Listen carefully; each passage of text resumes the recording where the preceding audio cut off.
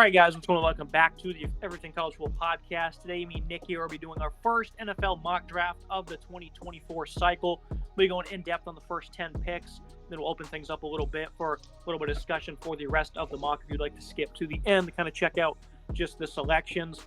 Number one overall, I'm doing something I never do, and I don't really like when people do it, but I kind of want to put this out there because I think there's a highly likelihood that the number one pick by the Bears is going to be traded away.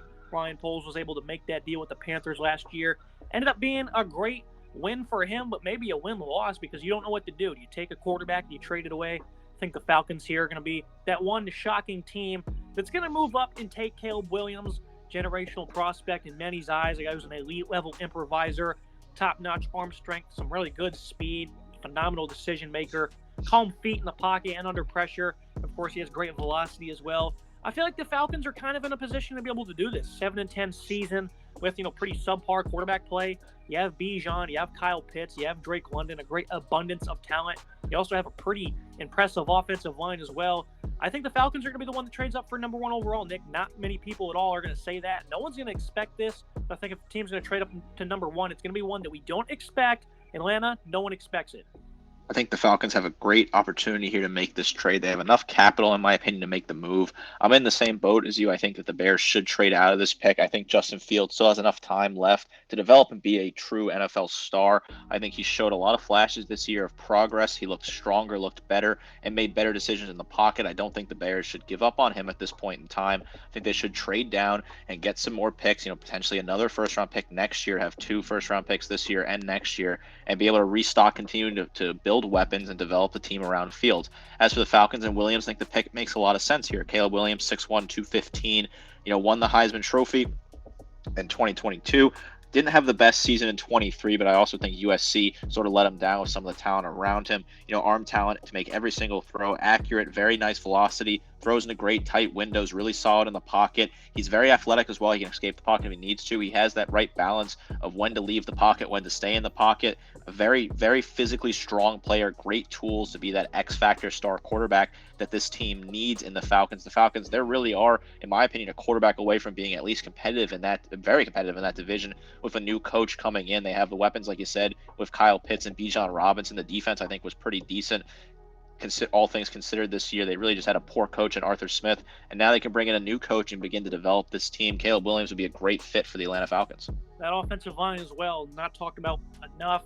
I think Atlanta's going to be the one that gets it done. The whole argument for, trading away Justin Fields, and I think the Falcons, they would be probably the top team to get Fields if that was going to be the case, is, the reset of the contract window. I understand that, but, this is a team that, they can probably win a little bit sooner if they don't play that angle. Looking at number 2 overall, the Commanders, Sam Howell, at some point during the season, you thought maybe he might be the future for them. But overall, 21 touchdowns, 21 interceptions. I think it was 7 games in a row he had an interception in. Poor play down the stretch. He did not lock up that job like he potentially could have. Drake May's here. High-level arm talent. He can make any throw on the plane. Perfect size. He has great mobility. He doesn't always rise up in the biggest moments, though. Isn't the most aware in the pocket. He can at times hold on to the ball too long. His mechanics are a little inconsistent. A lot of people are trying to make, the case that Drake May should be number 1 overall. A lot of, inaccurate claims about Caleb Williams' character is a big reason for that. Williams should be the number 1 overall selection. May right behind him. This is a quarterback who has great upside as well. But he's more of a quiet character, Nick, in terms of, personality, leadership, and of course, in those big moments this past year, it just seemed like you were waiting for him to break out, and it was a little disappointing, even though he had a great year. Another quarterback who had a disappointing 2023 after a fantastic 2022 campaign. First team All-ACC in 2022, ACC Player of the Year. Second team All-ACC in 2023, and the Carolina Tar Heels dropped off a little bit. Drake May here is a fantastic player, 6'4", 220. I like that frame a lot. Very solid, great pro-style quarterback. Really great with the arm talent. Very solid in the pocket as well. I am worried about his pocket presence. You said, is about average. I think it could be considered below average, depending on what you look at, what film you look at. He seems to kind of get uncomfortable in the pocket at times, takes risk, sort of a risky player, makes throws into tight windows he shouldn't, gambles, and that leads to turnovers or just putting the ball in tough areas. Holds on the ball a little bit too long here. I thought Howell was a good answer for now in Washington, where I thought he made a lot of sense. But now you bring in a new coach here, Howell, towards the end of the season. You saw a lot of mistakes with him. Bring in a guy with May, you reset that clock, a young, very talented signal caller, a great guy in the pocket.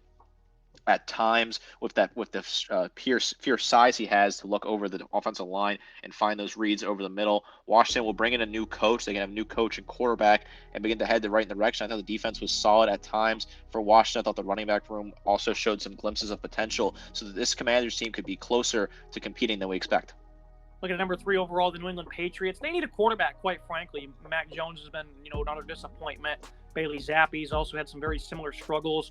So I think quarterback's certainly going to be on the table, and you're going to see that in most mocks. But I think the lack of talent around those quarterbacks really doesn't make the job any easier. You have Marvin Harrison Jr. here. This is just a phenomenal player, a great concentration with elite hands, phenomenal route runner. He has great coordination with his body and his hands, a long frame, a flexible player. Certainly isn't the best, yards after catch threat. Isn't, the most impactful of a blocker. But this is a phenomenal pass catcher. When you watched him, double coverage really didn't seem to matter. I mean, he just seemed to be such in control at all times. Phenomenal player from Ohio State.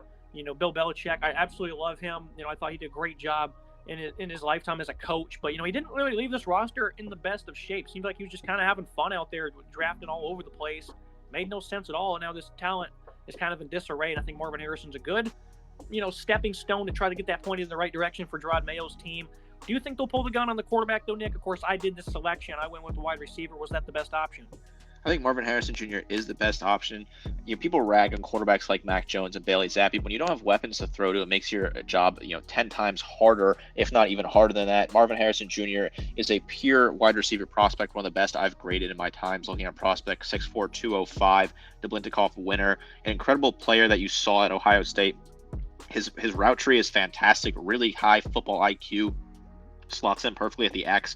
I think this makes a lot of sense for the Patriots here. They just get an absolute all-star player that you know what you're going to get here. A quarterback at this point could be a bit of a more of a gamble with Penix or Daniels here. When you draft a guy in Marvin Harrison Jr., you know exactly what you're going to get. He's going to be a star from day one and going to be able to open up that package. The explosiveness is questionable for some people, and he also seems to have trouble selling the double move occasionally. Those are two things I'm worried about. I think he can block fine, though. I disagree with you on that. I think he's a fantastic wide receiver, one of the best that I've seen come out in recent years. He has all the accolades for a reason. This would be a home run pick for the Patriots. You get a new coach in there in Gerard Mayo, and has a new weapon for his quarterbacks to throw to, whichever one he goes with, Jones or Zappi. I think they would be foaming at the mouth to have a talented wide receiver to throw to like this. Yeah, I do want to clarify. I think he's a good blocker. I just don't think he's the most impactful of one. That's certainly an area of concern.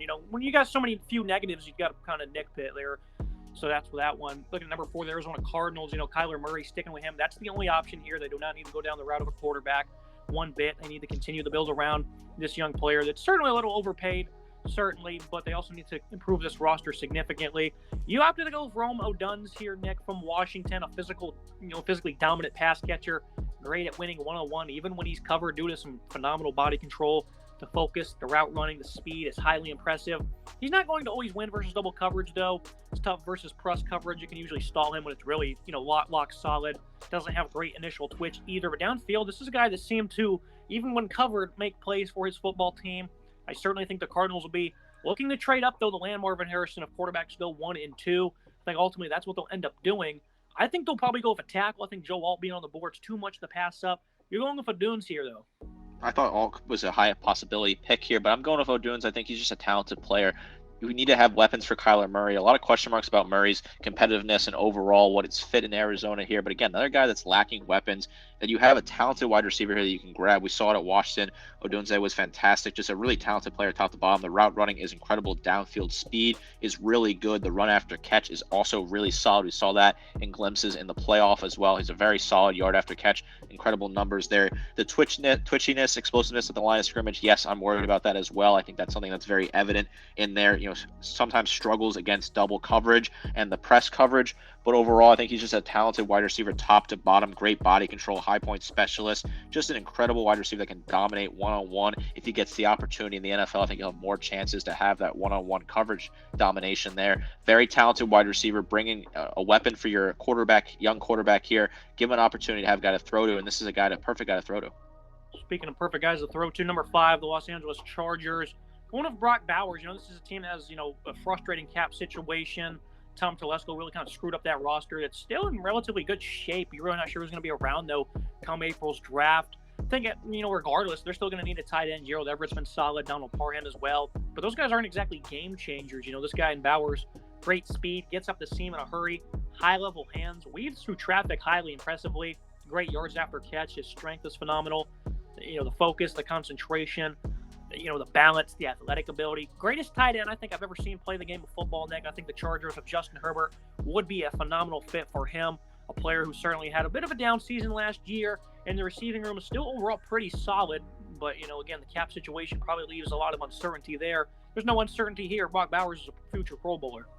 Chargers cap situation is certainly a nightmare, and I would not want to inherit that as the new general manager of that team. Brock Bowers, I agree, for the best tight end I've seen play football. Just a unicorn of a player. He could really do it all. You saw that at Georgia. He had a tough year this year with some injuries, but in general, he's just a talented player top to bottom.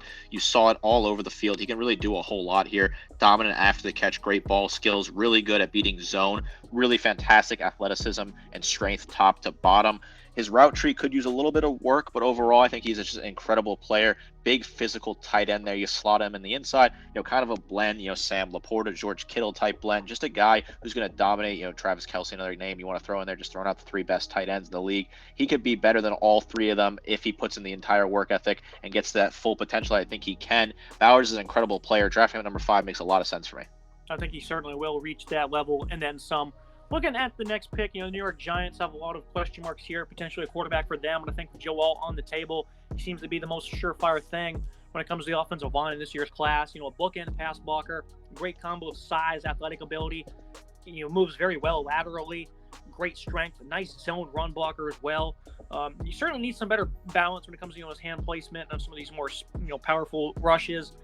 His punches need some work, but this is a player who's pretty complete. I think the Giants need pass blocking help, and then that would certainly help on the ground as well. The offense, has been drifting backwards, it seems, for the most part. Obviously when Daniel Jones went down, that didn't really help. But this is a guy that's still been sacked an incredible amount of times in his career. I think Jones could certainly play a little bit better when it comes to being a passer. I'm not the biggest fan of his by any means, but I know having a tackle like this would make the job much simpler for him. Giants offensive line had some serious issues this year. Plug in a guy here in Alt who's a talented player, move him around the line and get him to his best position. Andrew Thomas is an incredible tackle for this team. But I think you can get a guy in Alt who's fantastic, a plug-and-play starter, very strong, great foot quickness, really solid. The hands do concern me. I think that's a big issue. Really solid as well in pass and run block. A great, well-rounded prospect, one of the best tackles in the country at Notre Dame. Looked really good on the film, very physically strong. The hands worry me, but I think that's something you can work on. We saw it over time. Andrew Thomas had some questions coming out of the draft. The Giants have molded him into an absolute all-pro tackle. I think they can do the same with Joe Alt. Looking at number 7, the Tennessee Titans, they made the wrong decision firing Mike Vrabel. Considering this roster is just really not very well constructed. They're really good on the defensive line. That's about it. And obviously there's going to be a bit of turnover. Derrick Henry's probably not coming back. Ryan Tannehill is obviously, contract is expiring. Will Levis is the future. I went with Malik Neighbors here, even though they can probably do a multitude of things. This is a player who's really tough after the catch. Great accelerator. Always seems to be open in the middle of the field of his explosiveness. Biggest question marks with him, though, is the ability to separate deep and intermediately at a consistent level. Physicality versus press needs some help as well. This isn't a guy who has a large catch radius either, but overall, he's a very good route runner, and his ability to make plays after the catch is going to be highly coveted when you have a quarterback like Will Levis, who at times really showed some high level of play for the Titans. Really not sure what they're going to do here. This isn't, exactly a splashy pick. A lot of people have him very high up on the boards, but overall for what Tennessee probably needs, probably not going to be, the sexiest of selections, Nick, but I think this is a good way to move forward with this young quarterback and Brian Callahan they just got from the Bengals. Of course, they have plenty of playmakers over there. He knows the importance of having guys that can catch the football, so I think Neighbors is a selection. A lot of question marks in Nashville for this team. 6 foot 190 Neighbors, very talented player. Blintikoff Award finalist, great body control, very good at contesting catches, very precise in his route running, a nice high-level competitor, physical after the catch, can throw people off, make a guy miss, and break tackles if necessary. Very versatile in his alignment. You can move him around basically X, Y, or Z, wherever you want to play him, really. He's a very diverse and agile wide receiver who has a lot of different opportunities to be able to play. Can he separate on vertical routes? I'm a little concerned about the consistency there. That has some issues. The catch radius worries me a little bit as well. But like you said, Will Levis has now got the keys to this offense. You need to give him some weapons if you want your young quarterback to succeed. Titans can do a lot with this pick, but I think Neighbors makes sense for this team given where they are right now. Like I said, I agree with you totally. A poorly constructed roster in the past. They have a lot of question marks out in this transition period. Get a really young, talented wide receiver there for your quarterback to throw to. Looking at picks 8 and 9, 8th overall selection acquired from the Falcons in that trade for number 1. Johnny Newton at defensive tackle. I mean, I absolutely love this player. Elite motor, great hands. What he does in that area in terms of work is phenomenal. Great strength versus the run. Some good lateral movement. He even blocked 4 kicks in 2023. He's a bit of an undersized player, easily wiped out by double teams. The initial quickness certainly hurts his ability to, bull rush. So there's some concerns certainly, but this is a player, when you have a motor and you have those hands and you have the strength, this is a guy that's got a great base for, being a powerful defensive tackle in the league. And of course, at number 9, Talise Fuaga, a phenomenal player from Oregon State, just a nasty run blocker with a great frame, about 6'6", 330. He can play guard instantly. He does a great job of climbing to that second level with some heavy hands. As a Jaguar fan, Nick, these are my 2 favorite players on the board. I absolutely want both of them in the mock here. We have them going both to Chicago, though. A+ night for them. This would be a great move for Chicago. The first player off the board on the defensive side of the ball is Newton, staying in his home state where he played college at Illinois. I am concerned about the size, 6'2", 295, a little undersized for me. And like you said, the double team blocks, it's very evident on the film. But when that double team is on him, he struggles to do anything and break free from it. In the NFL, I don't know if that will be a big issue. I don't know how often he'll be double teamed that situation. When you're a standout player in college, it's more likely to happen. Great hand fighter, very active, solid hands, incredible hands, straight to the point of attack, solid, good production there, nice lateral agility as well, a really solid player, Big Ten Defensive Player of the Year in 2023, 2-time All-American, and a team captain for the Illini. A really talented player top to bottom, would be a great add for this Bears defense that I think is a solid unit that's getting better. They led the league in takeaways, a very solid unit top to bottom. And then Talise Fuaga from Oregon State, 6'6", 330, first team All Pac-12 2023, a really solid player, dominant in the run game, really solid in that regard. Strong, nice NFL frame, heavy hands. You can move him around as well. I think he's a flexible guy. You can play him at different parts of the offensive line.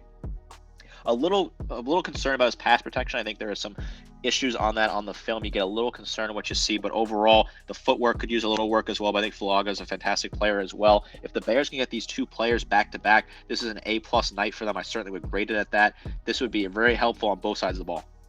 Rounding out the top 10, the New York Jets. All season long, I've been hearing rumors the Jets want Devontae Adams, might pursue T. Higgins. It's like, you guys just don't want to win, do you?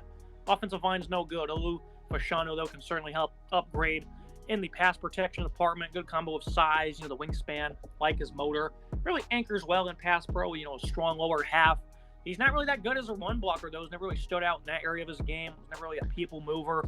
He can play with too much pad level. Certainly needs to, refine how he, advances leverage to improve in the run game. But in terms of being a pass blocker, really good in that area, and that's what they need, Nick, because this offensive line was abysmal, and Devontae Adams is not going to fix any problems.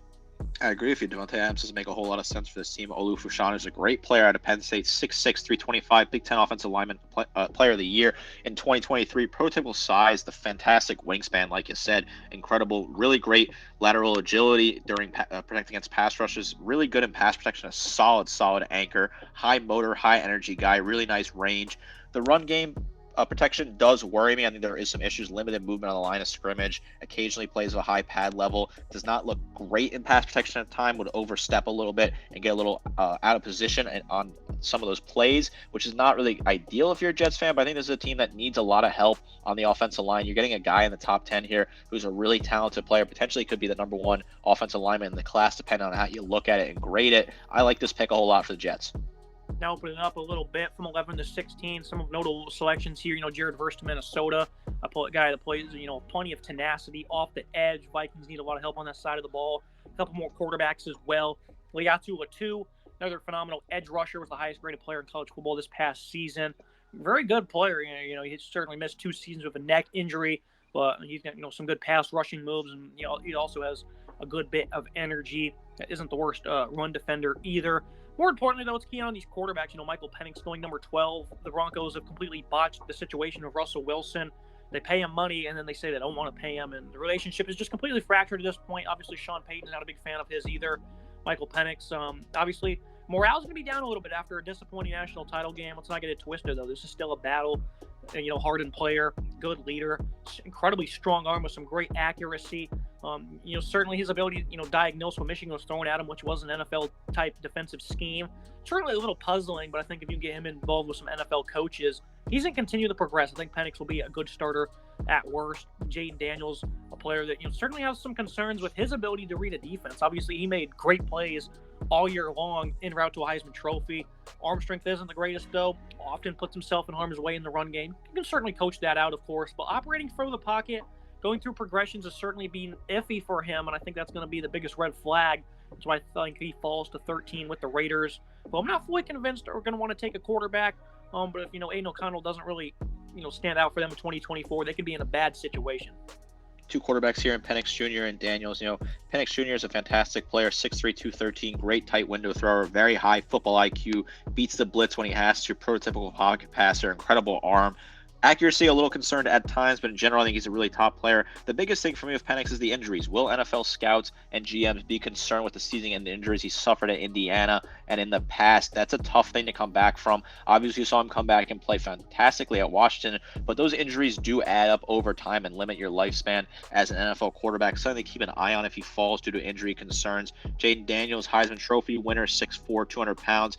Incredible athleticism, really great at running out of the pocket, accurate throwing on the run as well when he has to flush out of the pocket there. I am concerned about the consistency operating inside the pocket, and some of the concepts in the middle of the field do need a little bit work on, but overall he's a very talented quarterback. Both these quarterbacks are extremely talented, ending up in two potential situations in Denver and Las Vegas that could use quarterbacks. Denver, I'm not entirely sure exactly why they rushed Russell Wilson out of town. I don't think he was the issue up there, and Aiden O'Connell is definitely not the future down there in Las Vegas. These two picks would work out well for their teams.